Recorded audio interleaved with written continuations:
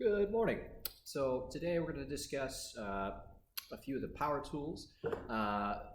The camera is going to change quite a bit just simply because I have to jump around from tool to tool. This video portion is just going to sort of show you how to properly operate these tools. There will be another section that is going to revolve mainly around sort of describing a lot of the actual safety features to give you a better understanding of what they are. Obviously, since we will be using a lot of power tools, the volume will be fairly high. I will edit the volume level so it's not deafening whenever you are watching.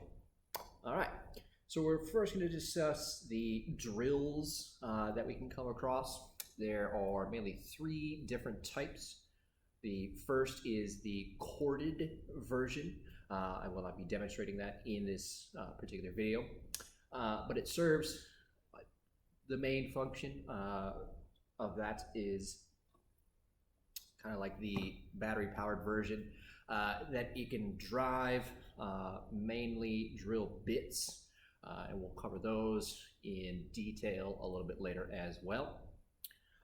But the powered version basically just provides a continuous flow of electricity into the tool itself, so you never have to worry about any kind of failure due to a battery running out, such as the battery operated versions. Similar to this particular version here, the battery powered, it has a few of the same functions. There is usually a chuck, which is the small portion right at the beginning of the tool, not including the drill bit. And the chuck basically just secures or holds onto whatever drill bit type that you have installed. In between the chuck and the main house of the tool is sort of a torque control. Now, in the powered version, the power cord version, you don't really have this capability of sort of adjusting the torque level. So whenever you are operating the corded version, whatever power it is generally what it will be. But it is pretty much significantly better than the battery powered versions. Moving on closer to the main body part, at the very top end, usually right next to the torque control, is a speed variable. It is just a little switch that you can bounce back and forth depending on the brand or type of tool that you have. It'll usually be either 1 being sort of the lowest speed setting, to either the highest, 2 in this particular version, or even 3 being the highest in some DeWalt manufacturers. Now, moving closer or down, we have the trigger right here. So basically anytime you pull that trigger, you'll obviously engage the motor. Just behind the trigger is usually a little switch or a tab in which controls which direction you're actually driving or drilling. Typically, whenever you are using a drill bit, you will almost always want to have it in the forward position, simply because the shape of the drill bits are uniquely shaped in which whenever they rotate, they are basically digging into the material. And the opposite, in the reverse setting, obviously it makes it easier to sort of remove the drill bit in case you ever get stuck in the material that you're in, or to back any kind of screw or bolt out as that. Whenever you are operating it, you want to make sure, especially when you are drilling holes, that you keep the tool almost completely vertical. This is just to ensure that you have the most accurate form whenever you are drilling something into the ground or boring out a hole. One of the ways that you can sort of help drive the tool itself is if you put your hands on the back side to sort of use and lean your body weight into the tool to ensure that you are applying as much pressure as needed. Since these are battery-powered versions, they obviously have a battery source, usually located at the base or the bottom. There is usually just a little clip that allows you to pop those out, and then to reinstall, you simply just slide it back in until you hear that click. So now that we've covered those two versions, the last version is known as sort of the impact gun. It is significantly different between the corded and just the normal battery-powered drills in the fact that instead of having sort of a speed and torque control, it pretty much provides the most amount of torque using sort of concussive blows from the motor itself to sort of help drive screws into your material.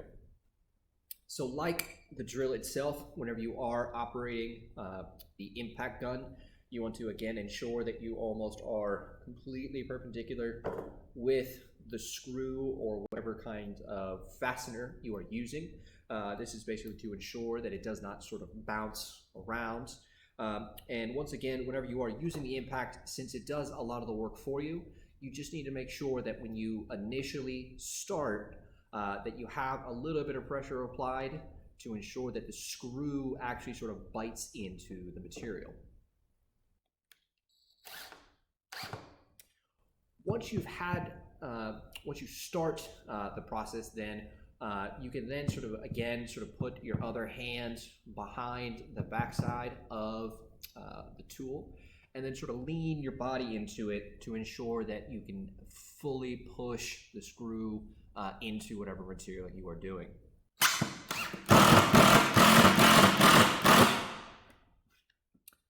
As you sort of heard there, the impact does a lot of the work for you in sort of driving the screws into the material.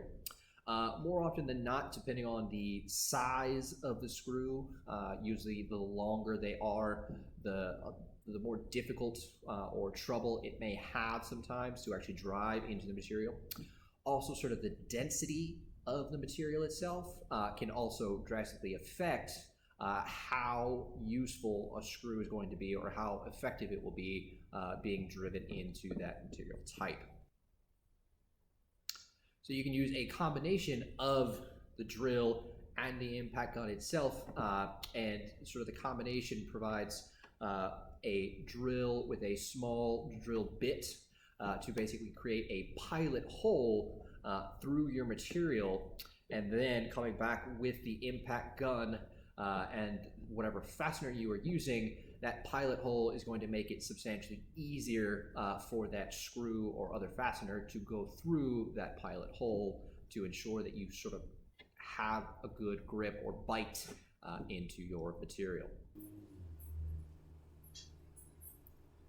Well, I mentioned before, we don't have access to all of the various drill types, so another one that we will be discussing is known as the hammer drill, or also known as the rotary hammer.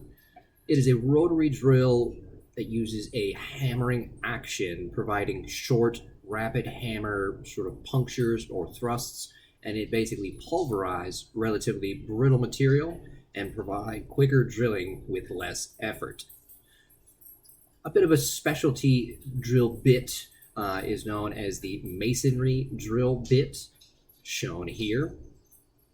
This particular bit has a very similar look to other drill bits, except for the fact that the tip or the end has a bit of a spade look, and that basically just allows it to sort of puncture or punch into any of the material that you're trying to go through. Moving right into sort of the other drill bits that are most widely used. These are the three most common types, while we do have a couple other which serve a few different functions. The very first one, which is probably the most seen, is known as just the twist bit, And you can see here in the image here that shows some various sizes, all the way down from about a 1/16 up to about a 1/2 inch. The unique shape of this particular one basically just literally means the definition of the drill bit itself. The twist basically allows these so-called channels or flutes to basically whisk away the material that you're drilling through. It does usually have a fairly pointy bit, but it isn't as extreme as the one we will follow next. This second one here is known as the pilot tip. It is the exact same shape as sort of the twist bit, but if you notice at the very end or the tip there, it has a smaller little section that pops up, and this basically provides a piloting outlet for that drill. It basically shows where exactly you're going to sort of initially start puncturing a hole, and it ensures that you sort of stay exactly on that spot by boring out that little tiny bit of material before the rest of the drill bit takes away from there. The last well-known or most commonly seen is known as the spade bits or paddle bits. I'll get another look so you can sort of see. It's called this simply because it is a very flat-edged bit that, depending again on the various size, has an extended pilot tip, and that basically allows you again to sort of ensure that you sort of start and stay exactly where you need to whenever you're using the drill and the drill bit. Depending on what you're needing to do, this particular drill bit basically quickly, and I mean really quickly, takes away the material, so it can often, more times than not, sort of provide or finish with a very ugly or rough hole, and sort of the material around it will be fairly rough to where you need to sand it down a little more frequently. The pilot tip is basically the best and sort of the cleanest, or one of the cleanest, out of this particular set of three. While the previous three are sort of the most commonly seen, there are a few others that can also sort of expedite some of the work or improve the overall quality of the drilling process. The absolute best version of these drill bits is known as the Forstner bit, shown here. It sort of has a combination of a few different versions, such as sort of the spade bit, where it uses some fairly sharp paddled edges, and it bores away the entire hole. This particular version of a drill bit basically has small little cutting edges that sort of is the actual size of whatever that bit is. So if you're looking to cut a 1/4 inch hole using a Forstner bit, it is going to cut a full 1/4 inch out of the material, and these blades, or the extra blades that you have there, provide an absolutely clean cut. It, similar to the piloting bit, has a bit of a point to ensure that whenever you are ready to operate the tool, that it is exactly on the spot of where you're looking to drill. On the outer edge, it has sort of an extended or pushed out sort of cutting edge, and that sort of, it helps ensure that you stay exactly on that hole as well once you have sort of initially gone through some of the material. The other drill is known as basically the hole saw. So if you can sort of imagine trying to cut a giant circle out of a project, that is exactly what this hole saw does. Unlike the Forstner bit, however, it only cuts away really the outer edge of the material, while also sort of cutting a very circular center pivot point, usually using a twist bit as the centering point. Unlike all of the other drill bits, which have various sizes, and you basically just switch to whatever one you want, the hole saw has different hole size attachments that generally can be quickly and easily be changed out on the overall bit that attaches to the drill that you are working with. Moving on then to some of the power saws or other cutting devices that we have, which are obviously substantially better than their hand tool counterparts. The first being the reciprocating saw or the Sawzall. This does also come in a corded version. This particular version is a battery-powered version. The battery-powered versions obviously do not last as long as the corded versions, so it is quite often that you have to change a battery out after extended use or extended time being used. Now, the battery-powered version here has a safety feature, usually near the trigger itself. This lock basically prevents you from being able to pull the trigger and actually fully engage the motor and then the blade itself.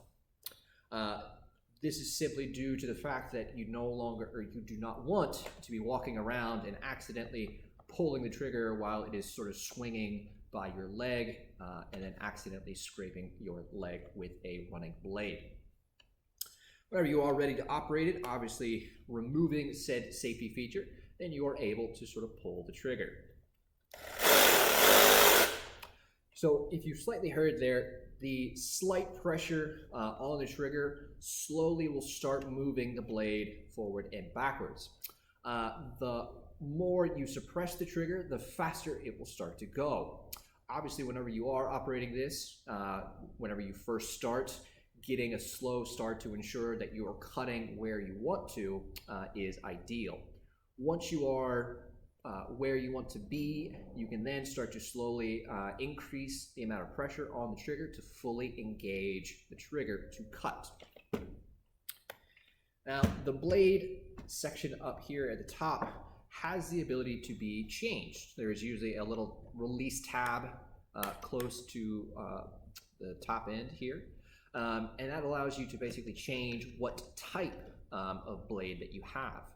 This particular version that we have in here is just a normal demolition or wood blade, and it is one of the smaller versions, only being about 6 inches long.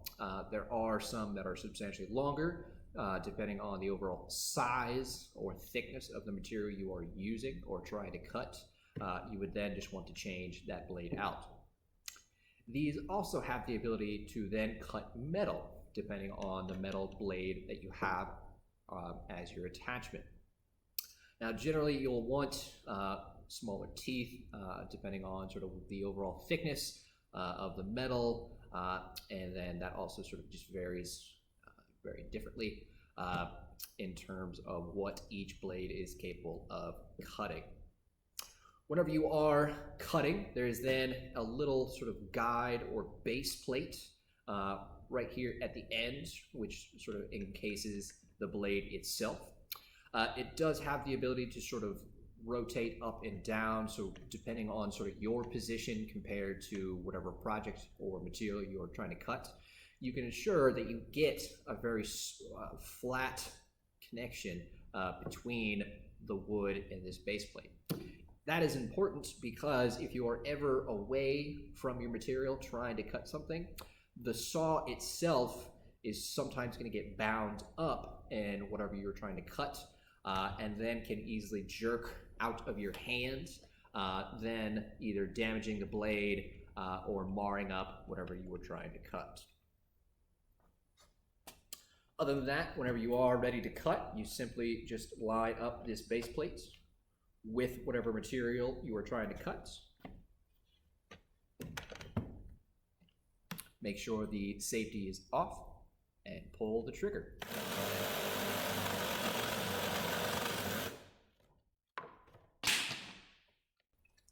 Easy as that. Whenever you are done then, whenever you have finished the cut, you generally want to release the trigger. That way the blade can come to a complete stop before you try to move or pull it out of whatever you were trying to cut. You then want to ensure that you engage the safety to then be able to move on to the next step. One of the next saws we're going to discuss is the circular saw. It, just like the reciprocating or sawzall, also has a corded version, which does sometimes provide, again, a lot more power and torque behind the blade and how much you're cutting. Obviously, with the battery-powered versions, you are limited to the capacity of that battery. So extended use obviously is going to drain the battery, resulting in frequent changes of power source. This particular version, which is the battery-powered version, has another safety feature. Again, right near the trigger, there is a small little red tab, which you can either push from either side. So depending on if you are left-handed or if you are right-handed, you can engage by usually pulling or pushing that in with your index finger or your thumb, depending on whichever is more comfortable. The blade will not run until you have that depressed. Just like that. Some of the safety features that are within all circular saws, one being the main one is sort of a blade guard here at the bottom. There is usually a small tab here that basically whenever you are running it through the material will slowly push back, and basically the tab will come all the way towards the front, basically exposing the bottom half of the blade. Obviously there is a base plate which sort of protects you and your hands from the blade spinning itself. And whenever you are done with your cuts, similar to the sawzall, is you want to make sure that the blade comes to a complete stop before you actually remove it from the material you are cutting, or just before you move on to another project. The base plate has the ability to be raised or lowered. There is, again, depending on sort of the brand or model, usually a small little tab or screw that whenever loosened, you can then raise or lower the blade to expose or decrease how much of the blade is being shown. This is extremely important because you never really want to have the blade extremely past whatever the thickness of the material is. So if you were cutting something that was a 1/2 inch thick, you would want to make sure that the blade depth from the bottom of the base plate to the very bottom edge of the blade is just at 1/2 inch or just past it, so it's a little deeper. This mainly ensures that you aren't cutting into maybe your table that you are working on, and it helps sort of prevent any kind of accidents from occurring, such as you accidentally putting your hand underneath while the blade is still running. Whenever you are set to the actual depth you want to ensure that you tighten that screw or latch back to ensure that it doesn't want to bounce or raise as you're going. One of the other features that it does have is on the front, it has another tab, and this tab in particular, whenever you loosen it, sort of alters how the blade sits, or the motor and the house sit compared to the base plate. So you can obviously change the angle or degree in which you are cutting with that blade. That is great for if you need to basically create a mitered or sort of beveled edge along material such as plywood that you could not otherwise do with any other tool. Whenever you are operating it, there's obviously the trigger itself, but then there is also generally a second handle for you to put your second hand, and this basically just sort of allows you to, again, sort of put a little bit of your body weight into the tool itself and to ensure that it stays sort of where it needs to be. There are tracking systems that can be sort of built or bought specific to that model or brand to allow you to use and cut a straight line. Otherwise, if you do not have one of these guides, you would basically then have to freehand the cut.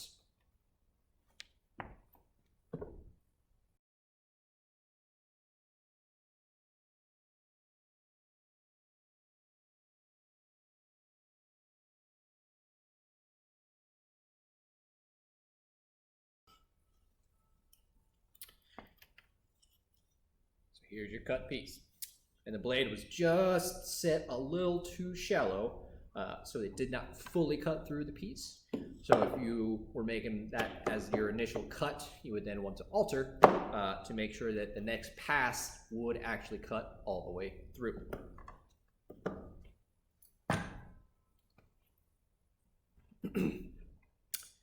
One of the next versions that we have is known as the jigsaw or saber saw.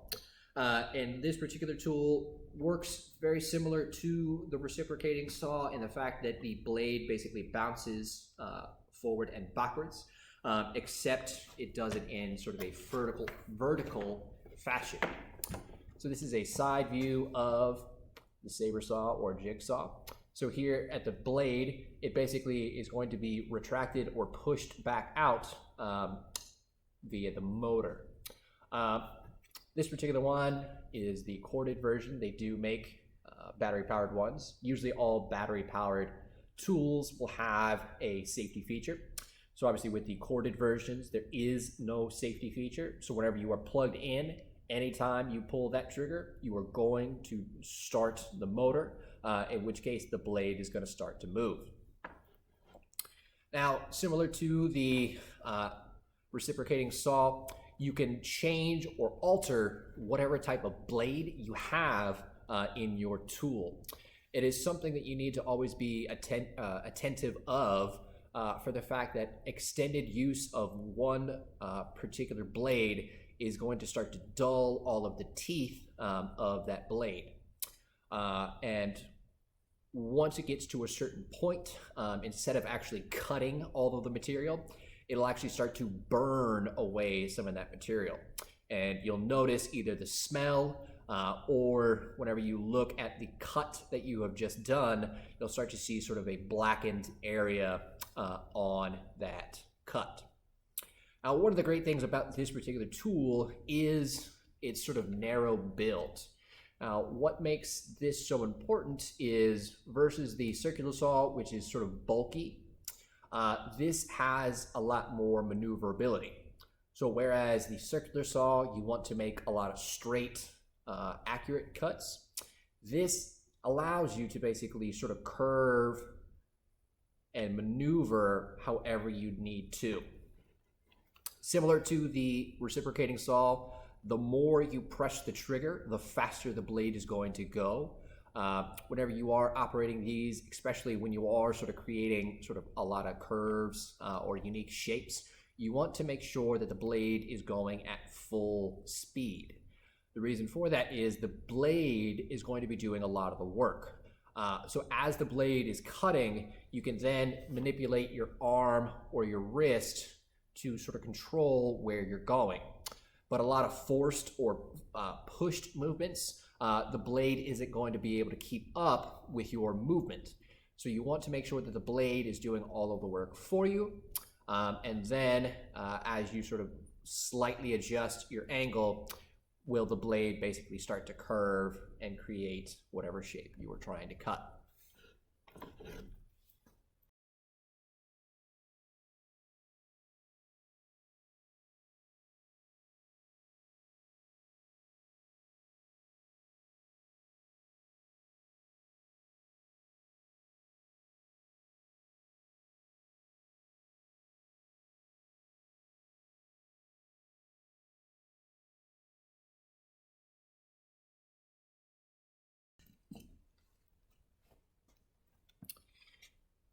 So as you can see, just by simple moves of my wrist and arm, I was able to create sort of that curved cut.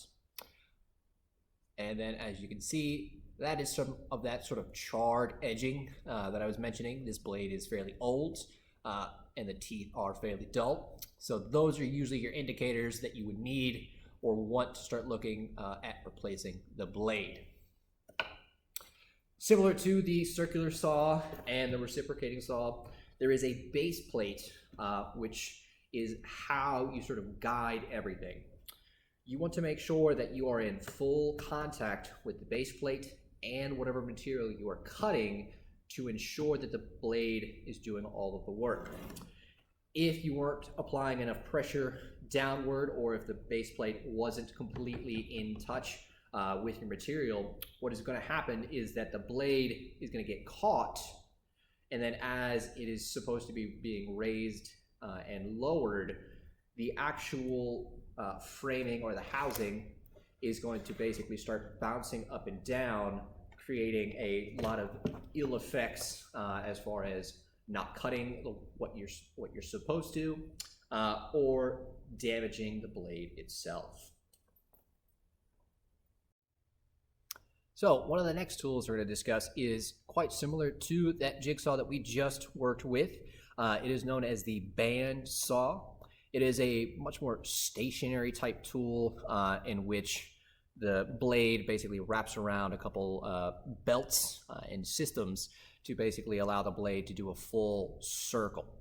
So this version that we have is one of the smaller known versions, or the available types, and they can get substantially larger.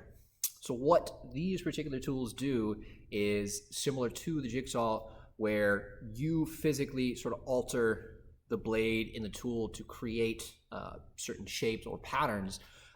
Instead, the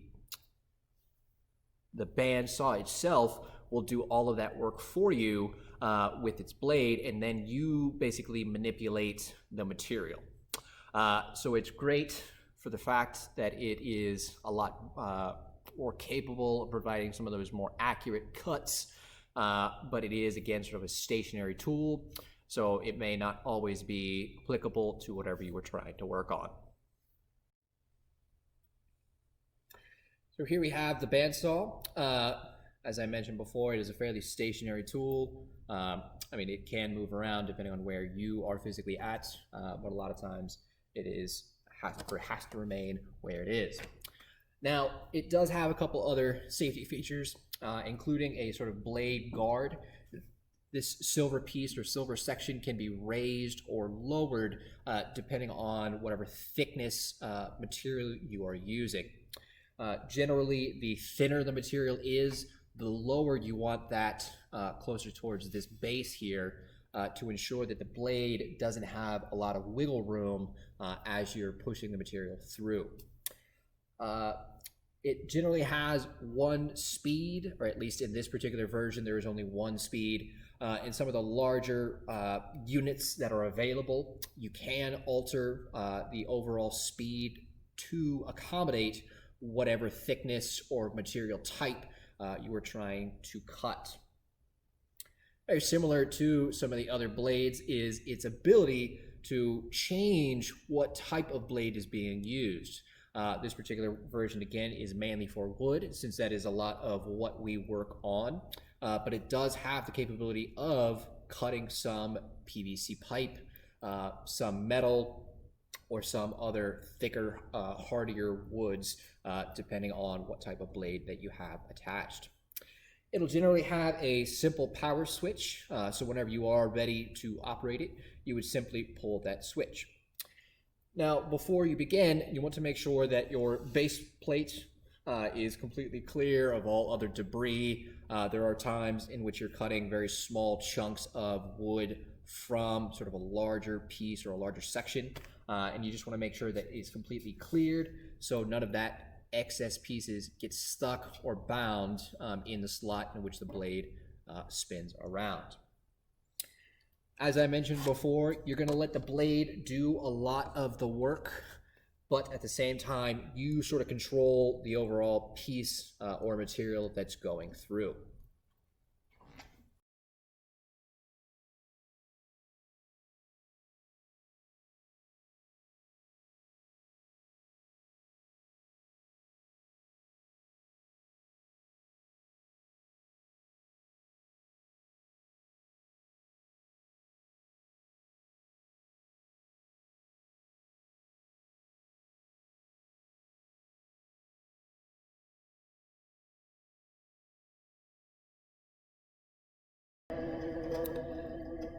So as you can see, it is fairly simple to create some fairly even and controlled curves depending on what you're doing, as long as you maintain the overall speed of the blade and allowing the blade to push through the material as you are guiding it through.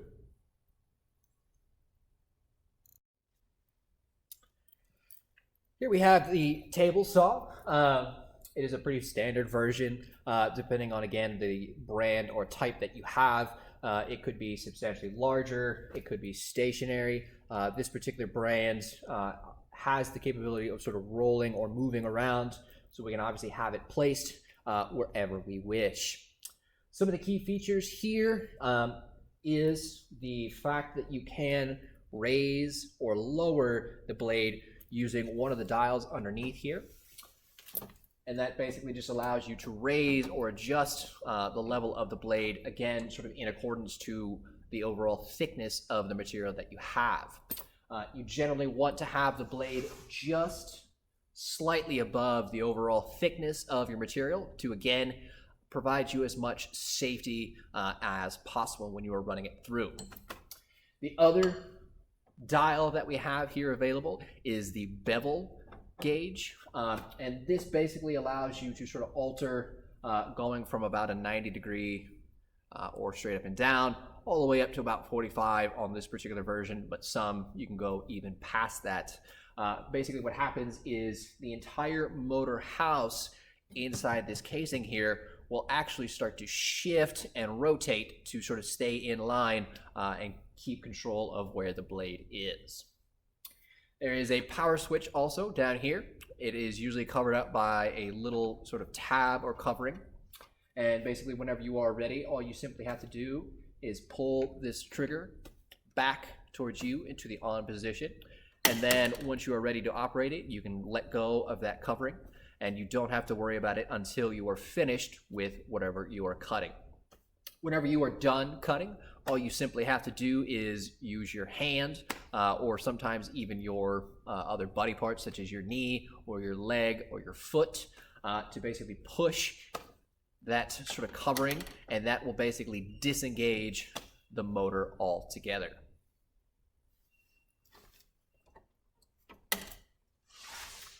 One of the other parts that we have available is known as the fence or the guide.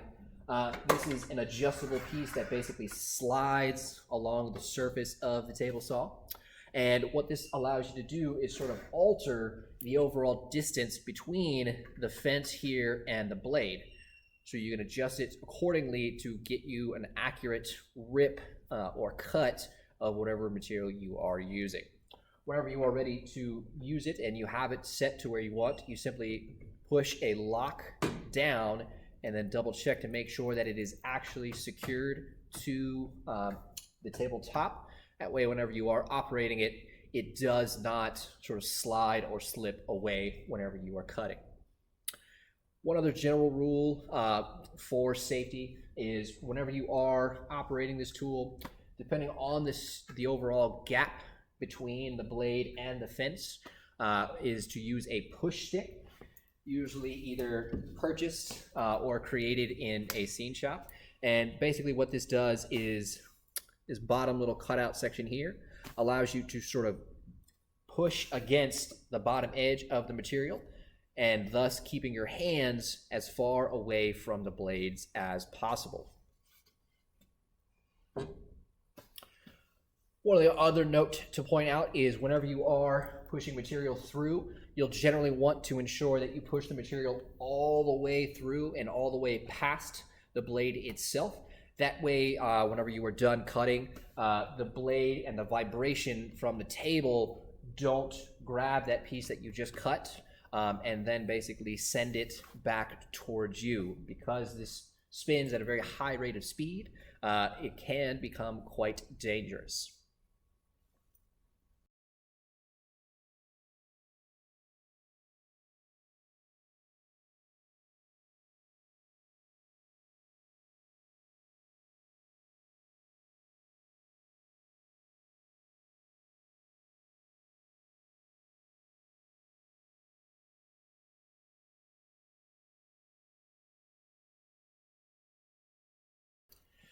So once you have finished your cut, you again want to make sure that the blade comes to a complete stop before one, you sort of remove any of the excess piece or the offcut as it is away from the blade if it is too small for your hands to be near it.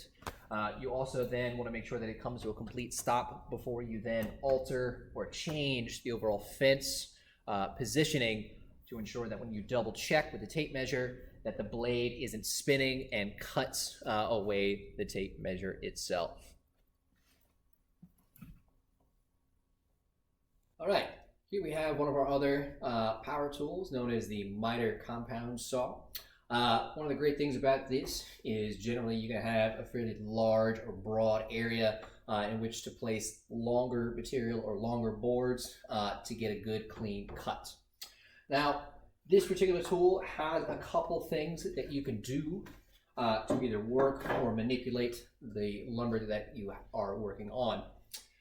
In its current position, it is set up at a mitered angle, and that basically just means that we can adjust the overall positioning of the saw itself. And there is a little dial right here, and on that dial are a lot of numbers, and these numbers basically represent a various amount of degree from 0 or 90 degrees. You can then go all the way up to about 60 in one direction, and then up to 45 in the other direction. Some other tools vary in the amount or the degree in which you can actually rotate the tool. It is usually indicated by a small little clear plastic marker on one side of the tool or the other. And this basically just ensures that you are correctly on whatever angle that you wish. For the most part, we always keep it on 0, but if you have to change it, all you have to do is simply lift on this small tab at the very bottom and then switch it or swing it one way or the other. Now, other tools do have some various ways to actually adjust that, but it's generally a small little lift tab. Another lock that is available is to ensure that if you do not have an angle that has one of these little divots in it to where it locks into place, there is a secondary lock tab that all you have to do is to press it down to ensure that it does not move one way or the other. Whenever you are cutting material or cutting wood on this, there is usually this back fence line here, and you want to ensure that all of your material is pushed up and flat up against that fence. The reason for this is as the blade is spinning, it's spinning at a high rate, and as it's cutting, it is going to basically grab that board or that material and basically try to force it against that railing anyways. So if you had any kind of gap or distance between it, it could jar it or jerk it into this back line and then startle you and then either mess up your cut or cause harm to you as an individual. Whenever you are set up and you have your board marked or anything, on our particular version, there is a safety switch here. You have to have this engaged before you can even pull the trigger. So as long as you are away from that trigger and away from the main trigger, you can adjust your board to then drop the blade down to see how close you are to your mark before you make your first cut. Because like we said, measure twice, cut once. Once you're ready, you'll take your offhand or whatever hand that is not controlling the trigger, and you'll usually place it on the board. There is usually a designated section of the saw itself that recommends that you not have your hands anywhere close to those within that parameter. Again, it's sort of a safety measure to ensure that nothing can go wrong or that your hands aren't close enough to when the blade is being used.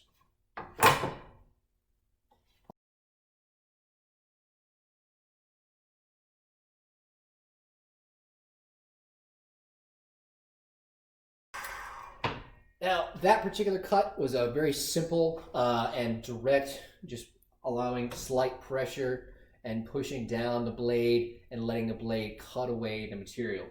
This particular version does have the ability to pull forward and push back. So depending on how wide your material is, it does have a greater range of motion. One of the other ways that you can cut material is to slowly sort of take away a couple layers at a time to ensure, one, that you are correctly on your mark, but also sort of just to take your time. Some people will allow you or ask you to move a little faster, but obviously going at your own pace is what is essential to overall safety in the scene shop. One of the other useful saws that are available in sort of most scene shops is known as the radial arm saw. It is similar to the miter saw and the handheld circular saw in the fact that you physically have to move the saw across the material you are trying to cut. The great thing about the radial arm saw is that it is a stationary tool, so similar to the miter chop saw that we have.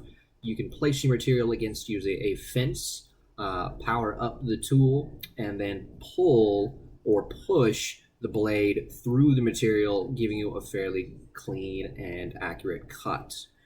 There are some times in which you need to sort of rotate the overall blade, but more often than not, you are using the radial arm saw to cut a very straight 90-degree angle. There has been a time in which we actually had to rotate the actual motor house of the blade and everything to where it was opposite of its standard position. We use this in this particular position to basically cut a 16-foot tapered mast for a boat that we were building for particular production. While it was extremely fun to do, it was also a little dangerous in the fact that we had to have the guards almost completely removed. So generally when you are operating a tool outside of its normal means, you want to ensure that you have every other safety precaution available. We basically attached the material that we were trying to cut to a sled and then used that sled to basically push through the blade itself. So none of us had to physically be close to or right on top of the blade. So one of the other power tools that we have available for us are known as sanders. Basically what these sanders do, and they also come in the hand version, is basically just a motorized version utilizing grit paper or sand paper, and we'll cover the various grits and what that actually means a little bit later. But basically, we have two different types here to demonstrate. There is a third, but that is not any one that we have at this campus. So we're going to cover these two here.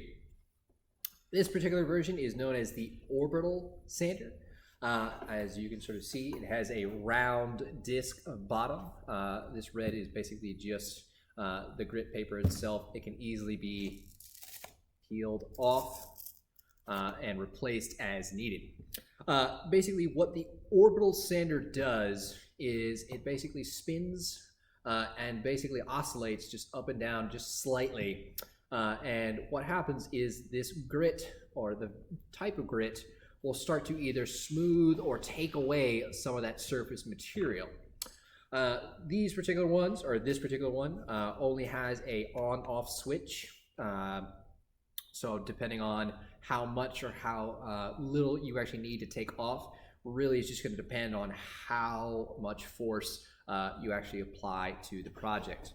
The more you push down, obviously the more it should take up. But it also is going to prevent the motor from actually spinning the disc, which can actually sometimes hinder what you're actually trying to do.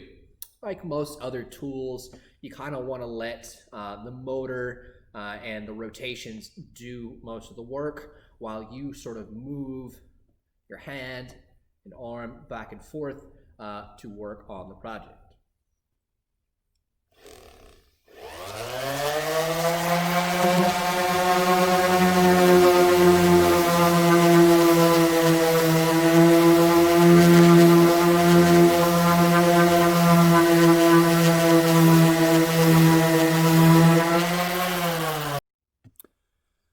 it's not really visible. This is the section right here in which we use the orbital sander. I kind of used a piece that was already painted to sort of show you what the grit can actually do. One of the things that it really does well is it takes away some of that grain and smooths everything out. If you were to run your hand on some of the rest of this here, you would kind of feel a little bit of the groove of the wood grain itself versus some of the area right here where we have covered with the orbital sander.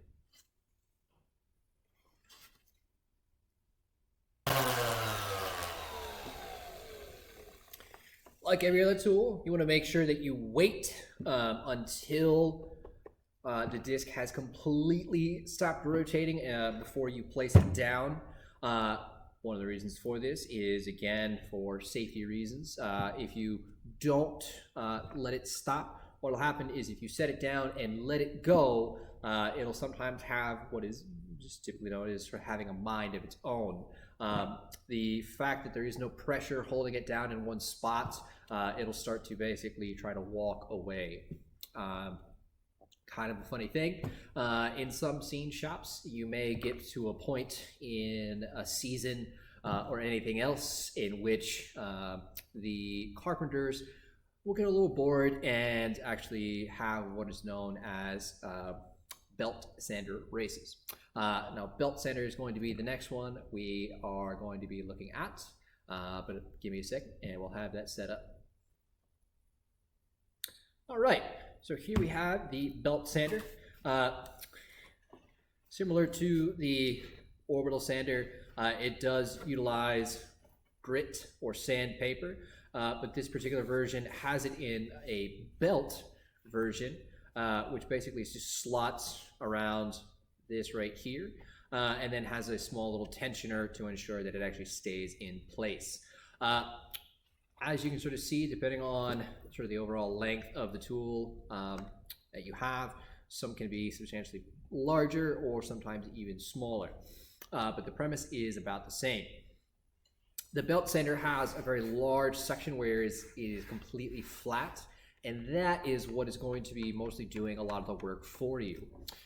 You want to basically ensure that you keep the tool completely flat on the work surface, and basically instead of having an orbital or spinning rotation and allowing you to sort of manipulate it in such a way like this, you'll basically only keep this in sort of a vertical setting or left or right, depending on however you're looking at it.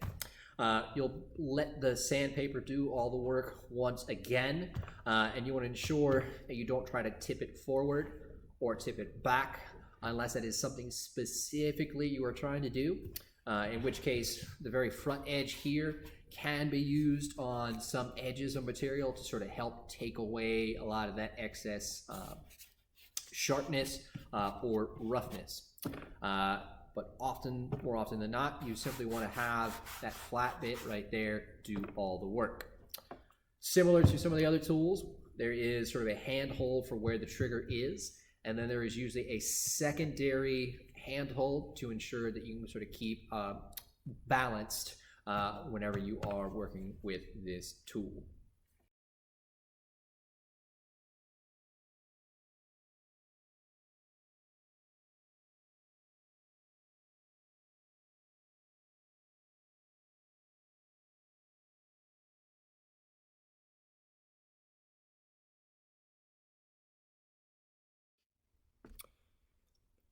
Meanwhile, on the side that we use the belt sander, again, you really can't notice it, but the whole purpose kind of just takes away a little bit of that top layer. You can kind of see right around in here that darker tone where the paint has remained, and you can kind of see this section here, which is substantially lighter due to the belt sander.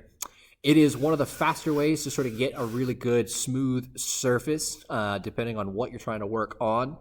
But is not as controllable as the orbital sander that we have.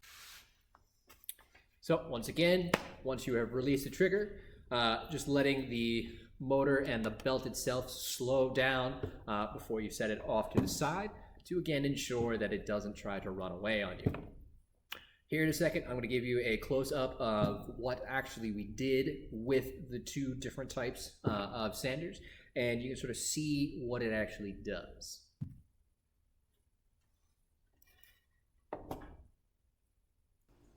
One other tool that we have that depends again or has some various uses outside of its normal intended purpose is the grinder.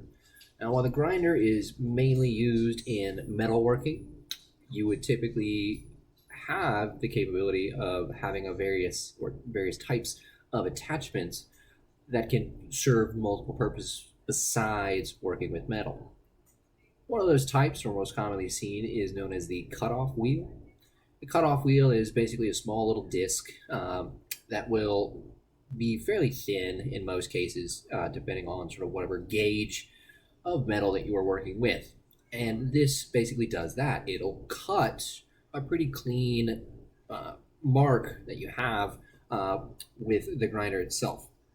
Now, the thing with these particular cutoff wheels, if you recall back to the safety image of that partial disc that was lodged in one face mask, that is one of those types of discs. So overextended use or improper use, they can sometimes break apart during use, which means that the high rate of speed that the disc is spinning, it can sort of fling or shoot any of those pieces off in multiple directions. But otherwise, if maintained and properly used, the disc will sort of start to fade or break down the outer edge and become smaller and smaller. You generally want to use it as much as humanly possible, but there are sort of extremes that are going to be limiting how much you can do, typically with the sort of size of the grinder that you have and the overall sort of cutting space that it allows. The other more commonly seen disc type, and this is one that can have multiple purposes besides working with metal, is known as the flap disc. Now, similar to the sandpapers that are attached to the sanders, this has sort of various types of grits that range anywhere from, again, sort of 60 on up. So the different types of grits are going to allow you to sort of better smooth or polish up some of the metal material. Some of the other uses, though, is you can use this flap disc to sort of manipulate or carve out or distress some other wood type materials or even sort of carve foam itself. You would have to have a fairly simple touch due to the fact, especially with working with foam, that the high rate of speed and too much pressure is going to cut away a lot of material. So it takes a little bit of finesse in sort of getting it started, but once you start to get the hang of it, you can pretty much carve almost anything you want with those flap discs. While there are some other types of attachments that can be used with grinders, this is all we're really going to cover for this class. One of the other really useful tools that I was not able to demonstrate live for us is known as the router. The router basically has a small little section, I'll try to highlight it here, and that is basically where a router bit is placed. Below that is usually a sort of bored out piece of plastic to allow the bit to travel through it. And either by raising or lowering the motor house, you can adjust the overall depth or how much of that drill bit is being shown.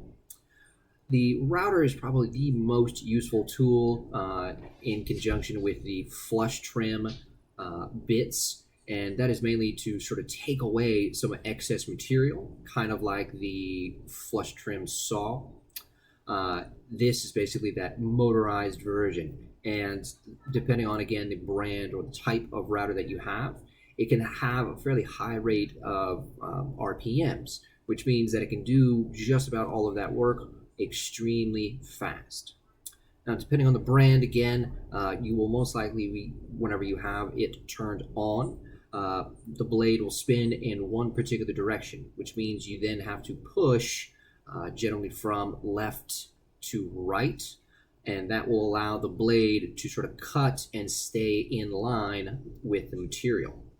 Whereas if you try to cut from right to left, you would feel that the router is starting to sort of pull or jump away, and that is because you're not acting with the drill bit or with the router bit itself. So therefore, you need to just change directions.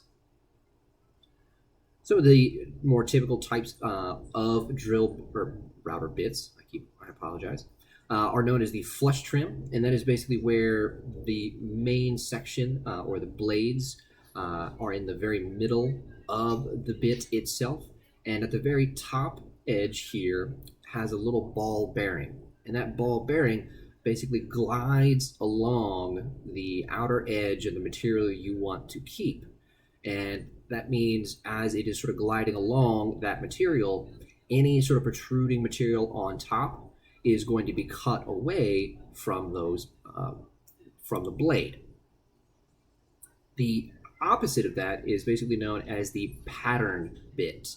The pattern bit basically does the exact same thing as the flush trim, except if you wanted to sort of create a replication of whatever you have built, albeit some sort of specialty design in wood or something else, you can use or line up that top material, so the piece that you've already cut, and have it in line with, again, that ball bearing, this time located more towards the base or the bottom.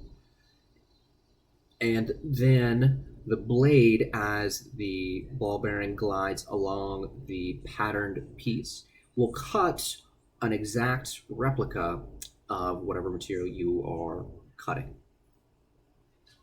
We mainly only use sort of the flush trim or the pattern bits in our routers.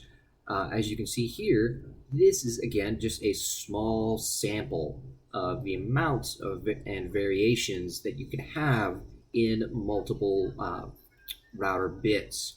Each one can sort of provide or create something fairly specific. And a lot of these are used in conjunction with your router being set up in a router table. And you can sort of create your own sort of custom molding or profiles in some of your wood materials.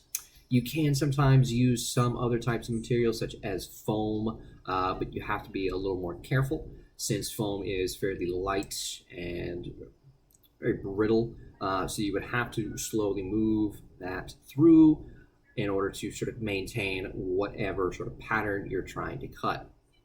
But as you can see, depending on what you're trying to accomplish, there is almost always a router bit available for you to get. While this next tool isn't necessarily a sort of primary tool that is used in construction, it is more of a sort of support tool or piece of equipment, and that is known as the air compressor. The air compressor is basically a device that converts power using electricity, diesel or gasoline engines, and it turns that into potential energy stored in pressurized air, i.e. compressed air. But one of the several methods an air compressor forces more and more air into that storage tank, and it'll overall increase the pressure. When the tank usually reaches its sort of maximum pressure or upper limits, the compressor will generally turn off, which then means as you sort of use tools that sort of take up or use this compressed air, the compressor will oftentimes sort of restart or start up mid-project. It can be very loud, so that is one of the reasons why I didn't have it start up during one of our videos. But the sort of energy contained basically will sort of flow through an air tube and then flow into whatever pneumatic tool you are trying to operate. It then sort of allows that pressurized air to sort of drive or push a little hammering pin, which drives whatever kind of fastener you are using. Depending on sort of the overall size of whatever air compressor you have, whether it be one of these sort of smaller versions in this first picture, would mean that it takes a lot more charging time to sort of keep or maintain the overall pressure that you're trying to have. Some of the larger tanks, such as the second picture here, can store up to several hundred gallons of air at a time, which allows you to sort of continuously work without having to have the compressor run at a continuous rate. All right, so one of the next tools that we're going to discuss are the pneumatic tools.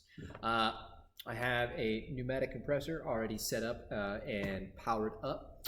That way it doesn't hopefully start up during this recording.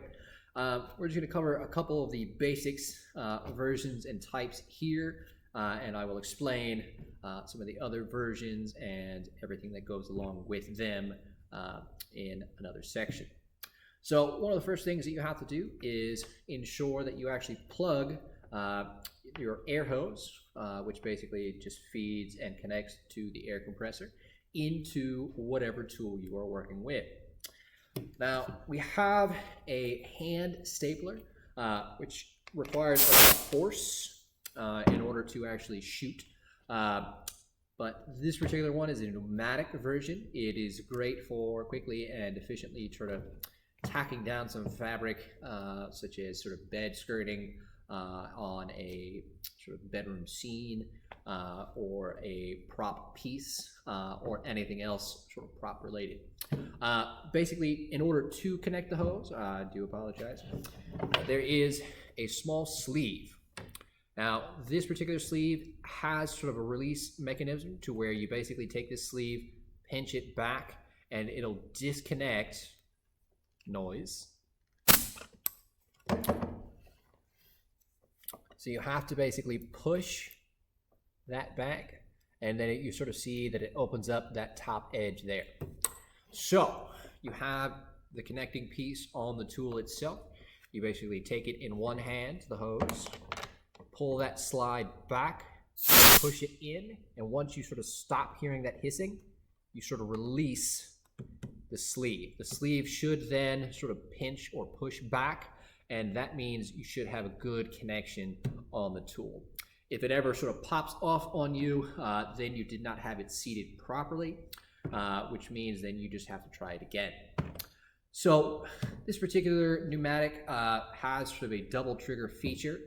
Again, like some of the other tools that we've talked about, you want to usually have it to where the base is completely flat on whatever surface or material you're working on to ensure that it properly shoots into the material and it doesn't have any room to sort of bounce or shoot off in another direction.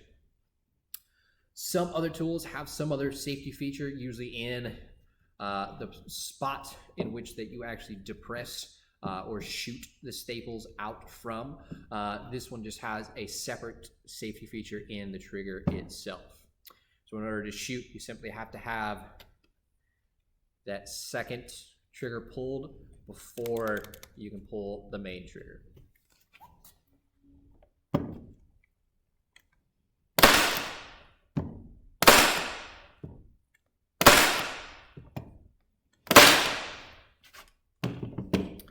Now, while this one does have that safety feature there, what that does mean is that it doesn't have to be depressed in order to actually fire, which means that as a sort of general safety rule, you never want to have this being pointed at someone, especially plugged into air, and then even messing around, pulling the trigger.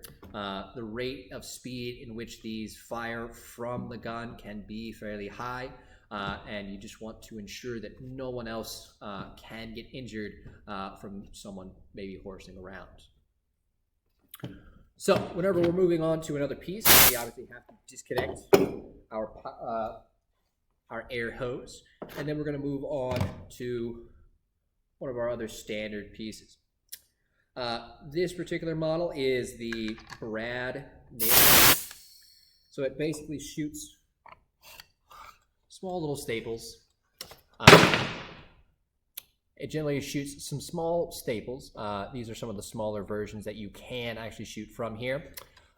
They generally will shoot, or this particular gun or pneumatic will shoot up to about 1.5 inches safely and effectively. Anything bigger and you'll most likely run into jams or other kind of problems. Now, this particular brand, Porter-Cable, generally has a unique grade or size staples in which you have to have that specific type in order for this gun to even shoot them. Whenever you are ready and you have your gun load, or you have your pneumatic loaded, you can just simply push this in and it will basically click into place. To replace them, there is usually a release, generally at the bottom. You simply suppress that and then slide the guide down. And then to lock it, push it back in, and then you're ready to go. This one does have one of those safety features, as I just mentioned, where the end right here, where the staple shoots out, has to be depressed or pushed in before the trigger will even shoot, which generally means that you'll have this pushed into the material before you will actually shoot.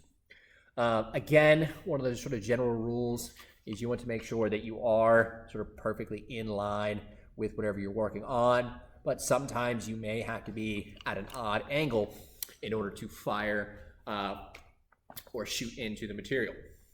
But generally you'll want to have sort of that up and down position to ensure that you are in line with the material you're working on, and then whatever you're trying to attach to.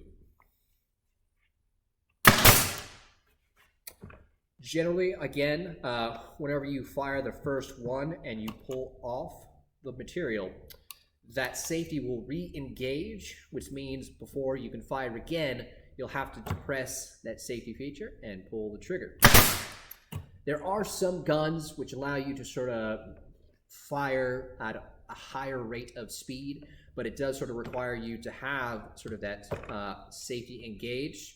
And then as you shoot, you can simply slide the tool along the material you're working on in order to continuously fire at an effective rate.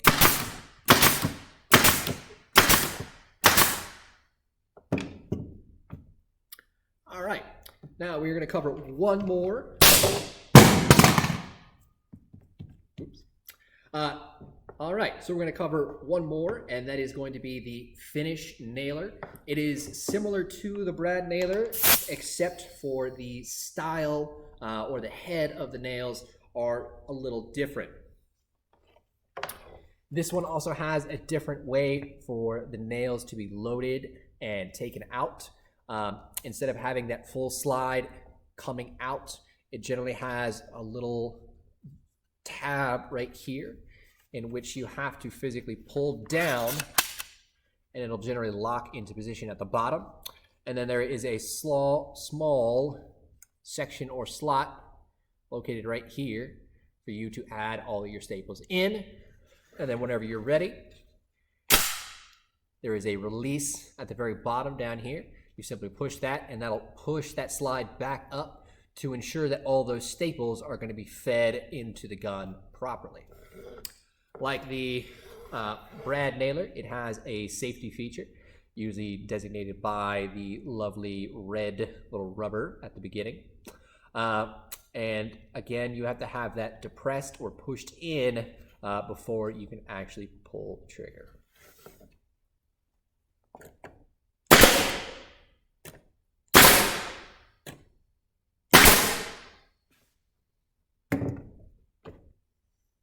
And that pretty much covers all of the pneumatics that we sort of will demonstrate here. There are substantially more that are available to us, but this was just to give y'all a general sense of how to operate and work with all of these tools. One of the things I did fail to mention, which I did previous to actually working with these tools, is you want to use a little bit of pneumatic tool oil, and you want to use a few drops into this male end here, and that basically just sort of helps keep all of the parts and pieces well lubricated to maintain proper use, because due to over time, the air that is being pushed through it can dry everything out and freeze up a lot of the mechanisms inside. And it is not fun to take them apart to then refit everything together with some of that pneumatic oil.